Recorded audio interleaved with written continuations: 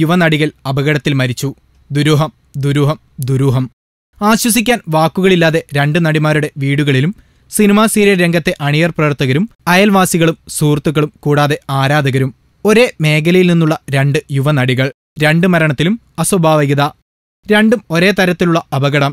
20-22 വയസ്സ് പ്രായമുള്ള മിടുക്കികളായിട്ടുള്ള വളരെ സ്മാർട്ടായിട്ടുള്ള ഇരുവരും മരിച്ചത് വ്യത്യസ്ത കാർ അപകടങ്ങളിൽ. ടെലിവിഷൻ അവതാരിക, Miss India finalist, serial cinema താരം എന്നീ നിലകളിൽ ശോഭിച്ചു വരുമ്പോഴാണ് സോണിക്ക ചൗഹാൻ എന്ന ബംഗാളി യുവനടി പുലർച്ചെ 4:30 കൊൽക്കത്ത നാഷണൽ ഹൈവേയിൽ കാർ ഡിവൈഡറിലിടിച്ച് മറിഞ്ഞുണ്ടായ അപകടത്തിൽ മരിച്ചത്. പ്രോ കബഡി ലീഗിലൂടെ സോണിക്ക അവതാരികയായും തിളങ്ങിയിരുന്നു. ആൺ സുഹൃത്തും നടനുമായ വിക്രം ചാറ്റർജിക്കൊപ്പം പബ്ബിൽ നൈറ്റ് പാർട്ടി കഴിഞ്ഞ് മടങ്ങുമ്പോഴാണ് ഈ അപകടം സംഭവിച്ചത്. വിക്രം ചാറ്റർജിയായിരുന്നു വാഹനം ഓടിച്ചത്. അദ്ദേഹത്തിന് പരിക്കില്ലാതെ സോണിയ മാത്രം മരിച്ചതാണ് ഈ കേസിലെ ദുരൂഹതയെങ്കിൽ കന്നഡ സീരിയൽ നടി രേഖാ സിന്ധുവിന്റെ മരണം അതിലേറെ ദുരൂഹമാണ്.